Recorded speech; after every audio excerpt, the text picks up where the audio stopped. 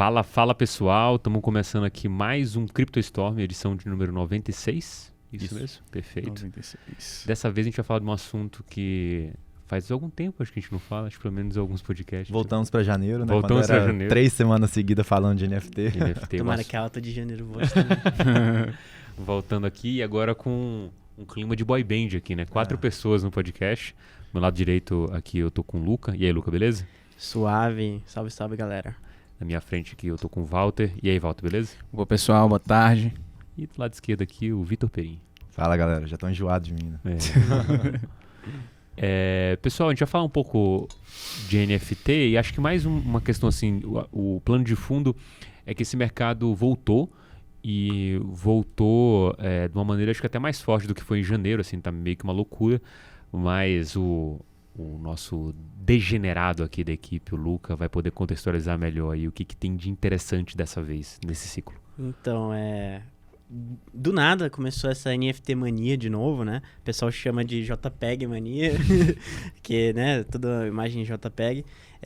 Mas o que deu o kickstart em tudo isso foi mais pro início do ano, quando uma pessoa anônima, ninguém sabe quem é, assim, tem conta no Twitter, mas ninguém sabe quem é. Comprou em um bloco só, ela comprou todos os CryptoPunks que estavam baratos, segundo a métrica dela lá, de uma vez, no mesmo bloco. Ela foi num protocolo que chama MinerDAO, que você pode, nesse MinerDAO, encaminhar transações para serem incluídas em um certo bloco e tudo mais.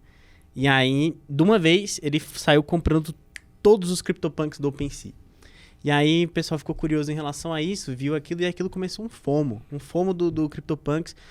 Tanto é que desde que o cara fez isso, o floor, o preço base de um CryptoPunk já se multiplicou quase 2, 3 vezes desde que aconteceu isso. Então, esse foi o começo do movimento desse kickstart novo do mercado de NFT, né?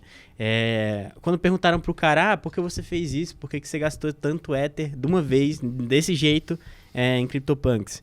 E ele falou que ele acredita que CryptoPunks são uma reserva de valor. e que para ele não tem nada... eles estão muito abaixo do preço que deveriam estar. E é muito bizarro, porque é difícil você valorar uma arte, né? Mas não é nada que não já acontece há centenas de anos no mundo, né? Agora só mudou pro meio digital. E assim, você olha para um CryptoPunk, cara... Se você chegar para uma pessoa fora do meio cripto e perguntar assim, quanto você pagaria por isso aqui, eu acho que a pessoa não aceitaria nem de graça. Porque assim, é um quadriculado ruim, a qualidade ruim. Eu acho que tá nisso a beleza do negócio, né? Quanto mais escrachado, mais caro essa galera paga, né? Eu acho que mostra assim, o quão degem eles são. É muito de criar contexto, né? Eu acho que é isso que é a maior força da internet, essa capacidade de juntar várias pessoas e criar uma história por detrás, que é um negócio que a maioria das pessoas poderia achar simplesmente que é algo que é irrelevante, né?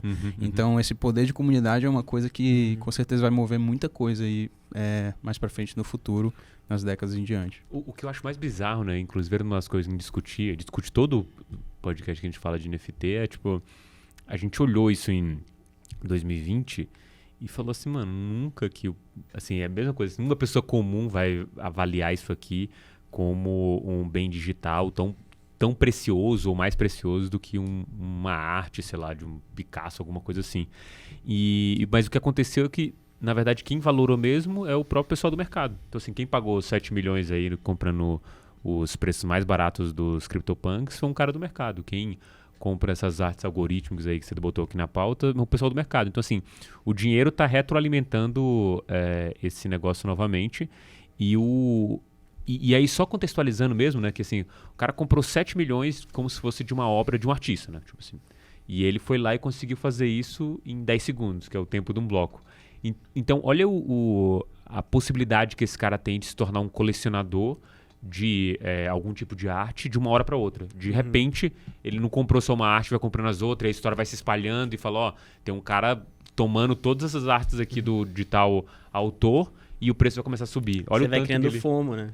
Olha o tanto que ele conseguiu economizar e, na verdade, dar um aval pro mercado do tipo, putz, tem um cara gastando 7 milhas para valorar esse negócio dessa maneira que a gente não via antes, né? Você falou justamente desse negócio não vejo o cara do mercado entrando e tudo mais.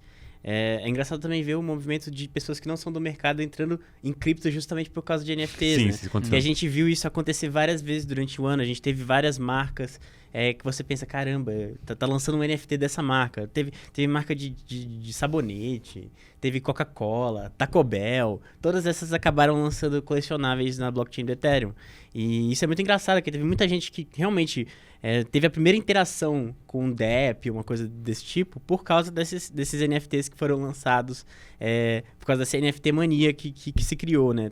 Mais pro ano passado, né? Mas é engraçado como isso também é um driver para trazer novas pessoas para dentro do mercado. Exatamente, porque no ano passado, quando a gente começou a se debruçar em cima de NFT, cara, era um exercício muito complicado, né? Tipo, não entrava na cabeça de jeito nenhum pra gente que já tá imerso aqui em cripto. E em janeiro a gente começou a perceber que era justamente NFT que tava furando a bolha cripto, sabe? Então, a primeira experiência de muita gente que nunca se envolveu com cripto era entender o que é um NFT. Então, assim, já começou do mais difícil ali e depois pode ir aprofundando. Então tá abrindo portas, né? O Axie Infinity é um exemplo, por exemplo. O Axie Infinity é um jogo baseado ali em NFT também, que tá trazendo muita gente do mundo para dentro das criptos, né? Mais de 50% das pessoas que jogam Axie Infinity nunca tinham tido uma experiência com cripto antes. Então você tá atraindo olhares para onde ninguém olhava antes através disso, né? Então, coisas que é bem difícil de se valorar. Exatamente. E já existe, né, um mercado de colecionáveis fora da blockchain, né? Você tem coleções de cartas de beisebol nos Estados Unidos que vendem por uma fortuna. Então, é basicamente adaptar esse modelo para o modelo de blockchain, né? A gente vê que justamente os projetos que ganham tração, ou eles estão envolvidos com algum tipo de jogo, como é o caso de Axie Infinity, ou eles são algum tipo de colecionável, como é o CryptoPunks, que tem aquela edição, aquele número limitado de punks, né?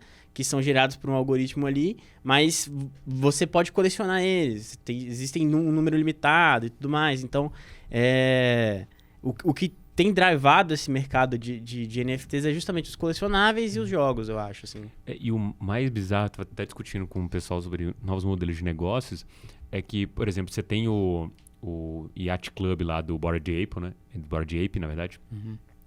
E, cara, essas possibilidades que você tem com o NFT é simplesmente fazer uma espécie de airdrop reverso, sei lá. Vamos inventar um nome pra isso, com certeza.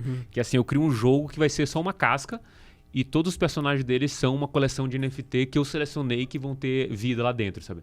E aí quando você traz para essa discussão do tipo, além do metaverso ter a possibilidade de você expor aquelas artes e de fato provar que é sua, né? Tipo, você tem uma galeria lá com vários NFTs e ali no caso do metaverso eu tenho um controle de que só apareçam NFTs que as pessoas tenham mesmo, né? Por meio do próprio token, você começa a dar uma importância para esse NFT se o mercado começar a valorar o metaverso.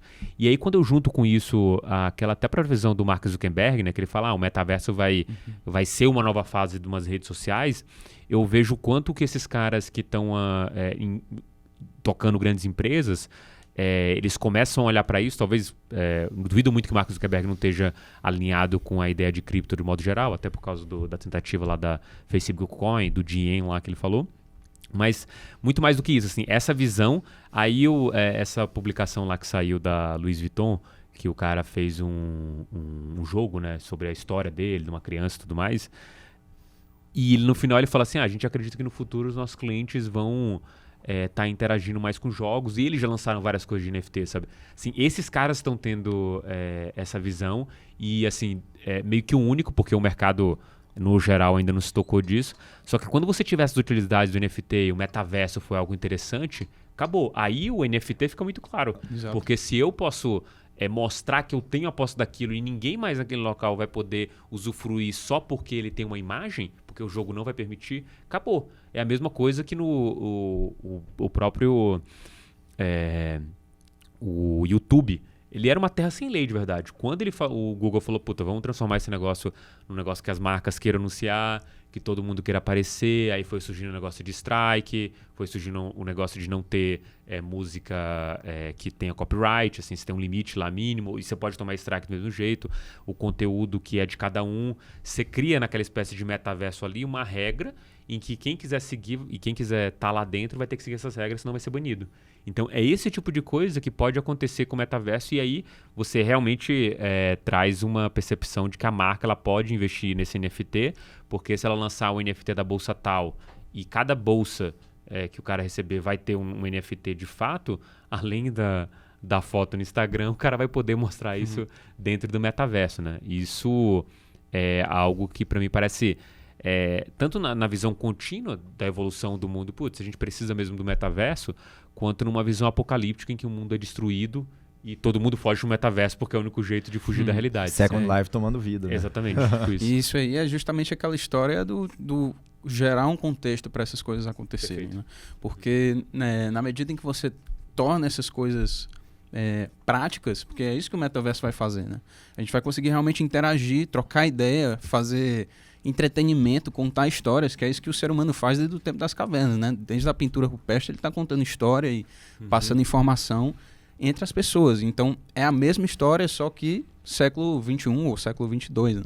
Então justamente esse fato de criar contexto, a gente cria possibilidade de investimento, de aprender, de se divertir. É uma coisa que é um mundo que não tem limites. Então, para mim, esse hype, assim, logicamente, a gente está vivendo um mundo beta, a gente está numa parte que é muito volátil, que pode ir para cima, pode descer, mas que realmente faz muito sentido no longo termo, porque, desde corrida de cavalo, né? Em mundo de NFT, vocês estão vendo, é muito... interessante, né? muita possibilidade, porque você tem liberdade criativa, né? E você tem a possibilidade de legitimizar isso de uma forma muito simples. Eu gosto muito da história do contexto e o lance que você falou até da própria evolução histórica, né? Tipo, tem um documentário na Netflix, eu não sei qual é aquele físico super famoso, Tyson, alguma coisa assim. Neil deGrasse Tyson. Neil deGrasse Tyson mesmo, esse cara. Que ele conta a história todinha lá do mundo e tudo mais, e ele mostra como que se separasse um ano, tipo, se a história da Terra fosse um ano, como que o ser humano tava só na ponta, assim, olha o tanto de coisas que a gente atingiu. E aí, pra mim, a reflexão é, tipo assim, o ser humano, ele é uma espécie exponencial de fato. Tipo, a história comprova isso. Assim, nenhuma espécie conseguiu evoluir tão rápido quanto a gente nesse curto espaço de tempo, né? A Terra, de fato, teve... Assim, a gente, óbvio, criou uma série de problemas. Assim, a evolução é infinitamente maior depois do aparecimento do homem do que anteriormente.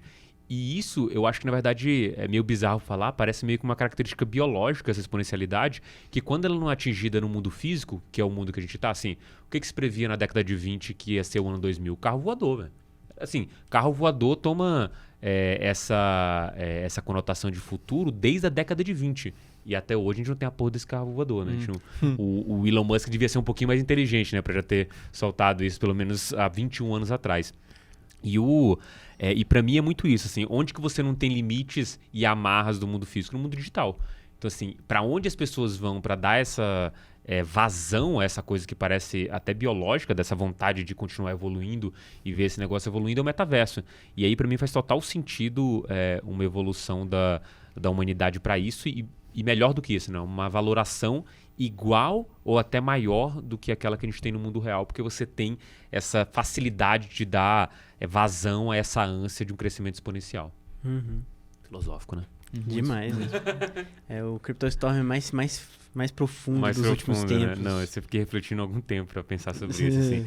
Queimou neurônio, assim. No momento que você tem a epifania, você abre e fala assim, não é possível. Não é possível que eu consegui contar uma mentira tão boa. Você falando de crescimento exponencial me lembra do Gas, né? Porque o que reflete mais esse crescimento, esse boom aí dos NFTs é justamente no preço das transações no Ethereum. A gente teve a EP1559 que parece não estar servindo de nada, porque ao mesmo tempo está tendo... E isso historicamente sempre aconteceu, né? Em 2017, o CryptoKitties fez assim, a rede do Ethereum se tornar impraticável. Em janeiro desse ano a gente teve também, não só os NFTs, né? A gente estava tendo o DeFi também estava forçando bastante ali. E agora voltou com tudo, né? Todo dia surge aí um novo colecionável, nova, sei lá como que chama, essa galerinha aí que eles lançam. Eu acho que todos os blocos deflacionários que a gente teve no Ethereum até hoje foram culpa de coleção de NFT lançando. E o pessoal comprando a roda. E o pessoal comprando a roda e como como você tem que ser mais rápido do que o outro, eles colocam o gas lá no talo e aí quem tem o gas mais alto leva o NFT, né? E aí você tem esses picos de gas enorme na rede que agora com a EP queimam o Ethereum pra caramba e isso acontece assim, periodicamente. Toda vez que lança um NFT novo, tá lá o gas 290. E essa é uma vertente absurdo. que, para nós como empresa, é muito... Não tem como, né? Na verdade, é fazer indicação de compra. Como é que você indica... Ó, vai sair aqui agora no Exponential uma indicação de compra do NFT aqui de um pinguim que saiu. Não tem como. É uma coisa assim, então... Cada um... Eu não sei fazer, eu não sei valorar uma arte, então... Tem que ser curador, né? Eu não acho que entendo, nenhum cara. Eu curador comprei de meus arte, primeiros NFTs aqui, mas não sei nem o que eu tenho na carteira. Você nem olhar isso. Você tem um NFT, André? E tenho, mas eu ganhei esse IDO da Illuvium lá. Mas aí fica até uma dica aí pro coisa do OpenSea, né? Que você... O Luca pode falar melhor um pouco aí sobre a possibilidade... não tão remota, mas possível, que talvez a gente tenha um airdrop no OpenSea e talvez você comprando mais de um NFT, você possa talvez receber, ou se você já vendeu ou mintou. São tantos talvez que não, $50 de gas lá. Cara, é o seguinte, o OpenSea, depois do Axie Infinity, é o projeto que mais cresceu desde o início do ano. É o único que consegue acompanhar, né, o Axie Infinity. É o único que consegue acompanhar o Axie Infinity. Em questão de receita, eles ganham receita em relação às vendas, né? Eles cobram, acho que 4% de cada NFT vendido na plataforma vai para a receita do protocolo. E assim, em receita é o único que está par a par com o Axie desde o início do ano. E é uma coisa absurda, porque a gente vai lá acompanhando os dados de receita, tem que olhar o gráfico logarítmico. Porque se você olha o gráfico na escala linear, não dá pra ver, é absurdo. A cada 2 meses eles adicionam um 0 na receita. É absurdo, um 0 à direita, né? À esquerda não. Vou falar. É muito absurdo a receita que esse protocolo tá ganhando com esse novo boom de NFTs. E o que acontece? Eles ainda não têm um token, então a gente não consegue especular sobre esse crescimento do protocolo ainda. Não existe ainda esse token de governança do OpenSea, e como ele ainda não existe, como a história prova pra gente, né? Como foi o caso da Uniswap, como foi o caso da OneInt, quando um protocolo não tem um token e ele quer descentralizar a sua governança, ele faz um airdrop. Como foi a Uniswap, como foi a OneInt. Então, se você tem o conhecimento necessário e você tá aí disposto a gastar uma graninha, às vezes comprando um NFT, mintando o seu próprio NFT na blockchain, quem sabe eternizar aquela sua foto de férias, você ali de sunga branca na praia, salvar para sempre aquele momento na blockchain, vai lá e minta um NFT. Que por interagir com o contrato, às vezes você está exposto a esse tipo de coisa. Óbvio que é uma especulação sobre o próprio airdrop. A gente não tem como falar para vocês, vai acontecer se você fizer isso, você vai ganhar tanto se você fizer isso, vai ganhar tanto se fizer aquilo. Porque ninguém sabe. Quem sabe são só os desenvolvedores do projeto e até onde nós, meros mortais, sabemos, não tem nada planejado ainda nesse sentido. E uma vez mintado, nunca mais pode ser deletado, né? Um NFT. Nunca mais. Então, literalmente, você está eternizando sua fotinha de sunga branca. O mais acho que interessante nessa questão do OpenSea é que a gente fica com a expectativa e ela é uma questão até da própria comunidade, né? Assim, se você é o cara e tá, vamos supor, fala, putz, eu não vou fazer um airdrop, não quero fazer.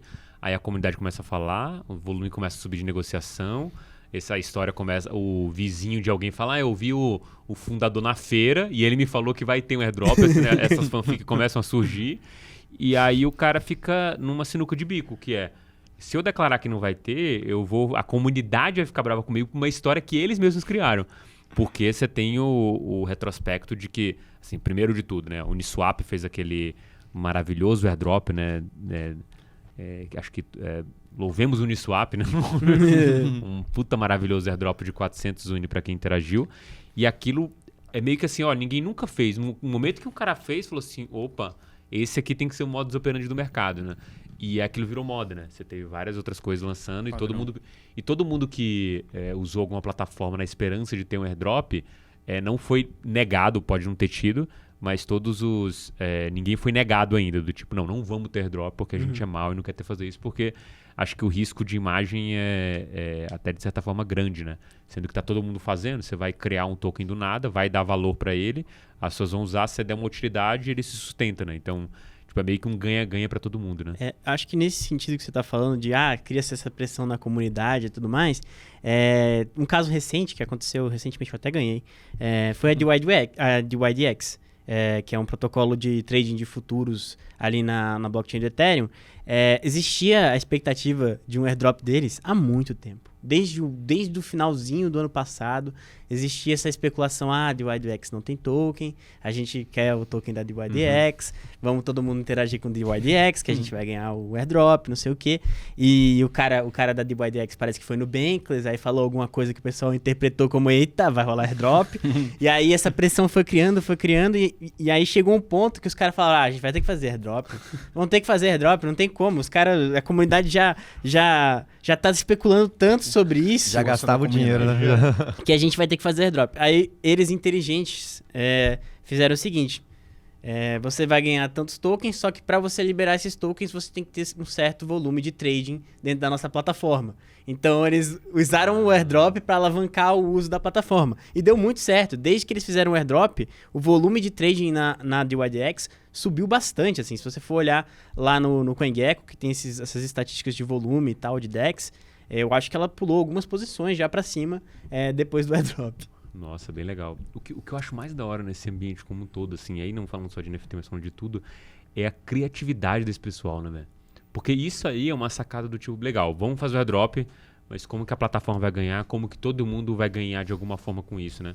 E os caras têm essas ideias, e é o tipo da coisa, assim, a Uniswap, ela lança o airdrop, e aí todo mundo fala, pô, a partir daqui é o modus operandi. Aí esse cara faz isso, aí abre uma outra perspectiva para os outros projetos e fala assim, não, se a gente for fazer um airdrop, vai ser nesse modelo. Você ganha, você interagiu, você ganha, mas você precisa ter X volume negociado para rodar. Eu não sabia dessa história, acho bem legal mesmo. É interessante porque a Uniswap, ela começou meio que sem regra, né? Você só precisava ter tentado interagir. Você tentou interagir e ganhou, né? E depois vários outros protocolos foram criando cada vez ali só... Porque tava virando isso que o Luca falou, tinha uns caçadores de airdrop. O Luca é um, que simplesmente ficavam interagindo com 500 carteiras, criava 500 carteiras lá, porque você consegue criar carteiras ilimitadas, né? Não tem essa restrição de CPF, e ficava interagindo com o protocolo. Então isso você poderia gerar um falso... Pô, uma pessoa que interagiu com 500 carteiras não merece 500 vezes mais do que um cara que interagiu com uma, sabe? É isso, exato. Então eles começaram a criar diversas outras regras, né? Às vezes era tipo um limite mínimo de... Em vez de tipo assim, o cara fez uma e comprou $10 aqui de token. Não, você tem que comprar pelo menos $1.000. Porque aí você tira você coloca uma restrição de que o cara não tá usando só para ganhar o airdrop, né? Na verdade ele é um usuário mesmo ativo. E é interessante mesmo essa aí, eu não tinha pensado dessa forma nem visto ainda até então. E é muito simples, acho que pro cara, porque como você tá falando de tudo transparente, esse cara pode ter a real noção de quanto dinheiro ele vai distribuir e também para quem ele vai distribuir. Porque assim, se é um contrato inteligente, quantas interagiu tanto? Quanto circulou? X. Faz o screening aí, quantas pessoas teria que distribuir tanto? Vamos distribuir quantos tokens? 100, 200, 400, beleza. Quanto que vai dar isso do pote total? 10%, 20%, 40%, 80%, 90%? Não dá, 90% não dá. Faz mais um corte aí, sobe o número de interações, sobe as coisas e vai cortando, sabe? Você tem a previsibilidade instantânea, você consegue fazer esse fine tuning para distribuir pro cara e não deixar, pô, todo mundo interagiu, a comunidade vai ficar brava ou não, se receber, sei lá, só 10% do token, vai receber 30%, 40%, 50%, sabe? Então acho que é bem por aí. Eu acho que a Uniswap provou muito bem que esse modelo é um ótimo modelo para você descentralizar a sua governança, porque até hoje o Uniswap, o token, é muito descentralizado. Assim, não existem grandes baleias do token Uni tirando o tesouro da comunidade e outros investidores maiores. Assim. O airdrop realmente democratizou o acesso à governança do protocolo, sabe? Foi uma coisa assim, sem precedentes antes da Uni, né? E... Além de ser um incentivo absurdo para fidelizar a comunidade, né, cara? Porque, com certeza, você cria um efeito de rede, né? Aquilo que eu gosto muito dessa frase, né? Não tem nada que une duas pessoas mais do que ganhar dinheiro, assim. Cara, o cara recebeu 400 Uni. Tipo, hoje tá $26, sei lá. fazendo a conta com $20.600, chegou a bater 40, assim. É Foi. muita grana, assim. E a gente tá pensando que é muita grana até em dólar. Agora, imagina em países subdesenvolvidos como o nosso, qualquer outro lugar, recebeu 400 uni, assim. Muito depoimento surgiu de gente falando assim, cara, eu consegui viver 3 meses com esse dinheiro, sabe? Comprei Tipo, uma nego- casa. de nego, tipo esse naipe, assim, de nego que precisava mesmo dessa grana e conseguiu fazer alguma coisa simplesmente porque interagiu com o protocolo. E esse é um cara que não vai só... Não é que ele vai só usar o negócio e continuar usando, ele vai ser um advogado da própria Uni, do próprio ecossistema de todo como cripto. Essas histórias, elas acabam Embaixador, se espalhando, assim. E é uma... É até uma discussão do tipo, cara, você pode, em alguma instância, até a própria discussão lá do Axie Infinity, conseguir construir uma rede para que você tenha o pagamento de uma renda mínima, simplesmente porque você consegue ter uma capilaridade de distribuição que não depende de bancos. Você não depende de intermediários para distribuir isso. Assim. Se você tem a possibilidade de que algumas pessoas consigam, aí trazendo o jogo do Axie Infinity, que a gente está mais familiarizado com isso, de fazer um trabalho ali remunerado, entre aspas, uma outra pessoa que não quer fazer esse trabalho, você começa a fazer com que esse dinheiro não tenha intermediário, ou seja, ele vai limpo para a pessoa, né? Sei lá, você foi lá no jogo, jogou um negócio, farmou um item, você vai lá e vende o item, porque o item é seu de fato, tem uma pequena taxa ali do marketplace, e naturalmente você recebe o resto e você recebe na sua conta, assim. Você não precisou de conta bancária, você não precisou pagar taxa para outro banco, simplesmente o único intermediário ali era o marketplace do próprio cara que criou o jogo. Você não precisava nem, de fato, sacar, né? Dependendo de como que você pode transacionar isso na sua rede ali, né? Exatamente. Eu acho que o que vale a pena comentar, agora voltando para NFT, é que a mania começou com esse cara comprando esses CryptoPunks e acabou se desenvolvendo em fundos grandes de capital, assim, de mais de bilhões entrando nessa mania também. Você teve o Three Arrow, que é um fundo de Singapura, que tem bilhões sobre a administração, que decidiu comprar CryptoPunks, decidiu comprar algumas cartinhas de jogo, eu não lembro o nome do jogo agora, mas eles saíram comprando essas coisas e é patrimônio do fundo. Então, ele aplicou realmente em NFT e é investimento institucional mesmo em NFT. Não só esse fundo, teve outro fundo chamado Paradigm, eu não lembro de onde ele é, esse fundo, mas ele também tem bilhões sobre administração.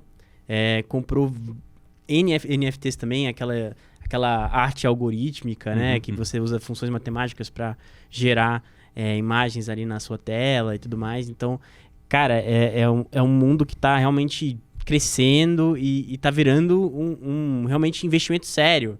Apesar de ter, assim, as coisas que são brincadeira, o próprio Pudgy Penguins, que virou matéria do Wall Street Journal, todas essas coisas que existem na blockchain, né? Deixou de ser meme, né? Deixou de ser meme, passou a ser investimento, exatamente.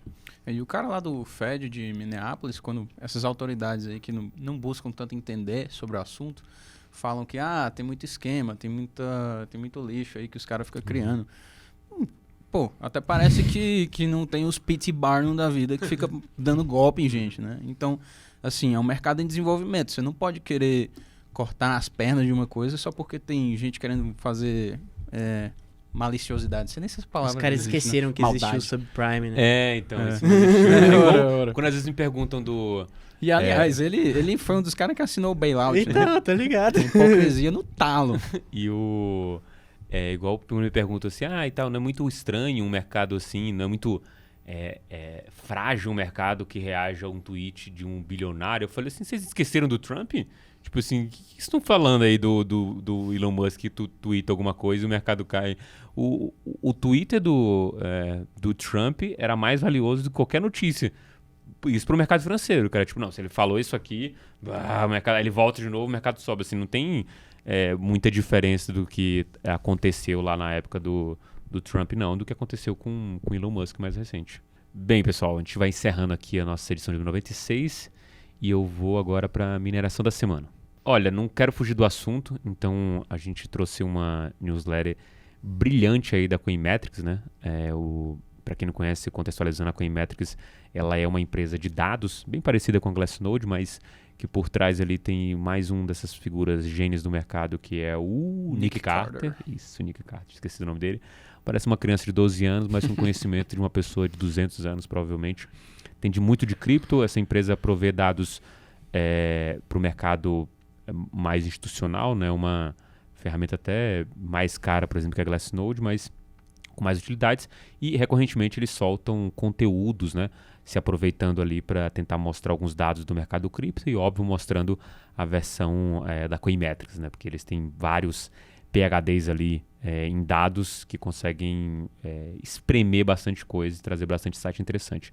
E dessa vez eles fizeram uma newsletter sobre o NFT, mostrando a evolução, mostrando inclusive um dado que o Luca me chamou a atenção aqui, que é um pouco dessa descorrelação de uso da rede de negociação de NFT versus o preço do Ethereum, né? Que quer dizer, uma descorrelação não, uma correlação negativa. O preço do Ethereum sobe, esse negócio começa a arrefecer, o preço do Ethereum cai, esse negócio começa a subir. E eventualmente, se você tem a possibilidade, no caso de uma OpenSea, de estar exposto no token desse, que de alguma forma pode ser beneficiado do uso, é um ótimo ativo para ter numa carteira se você tem Ethereum, porque ele vai te defender de uma possível queda, porque quando tiver a queda é onde o pessoal vai negociar, porque o gas está barato para fazer a transação. Então acho que é Além disso, o preço dos NFTs fica barato, é tudo negociado em Ether praticamente. Verdade. Então acho que é uma news bem interessante para vocês se ligarem da evolução do NFT e desse novo, sei lá, NFT Summer, alguma coisa assim. JPEG Summer. JPEG Summer, JPEG Mania. Boa. Valeu então, pessoal. A gente se vê na semana, ou se ouve na semana que vem, na verdade, né? Valeu. Valeu, galera. Até semana que vem. Valeu. Até mais.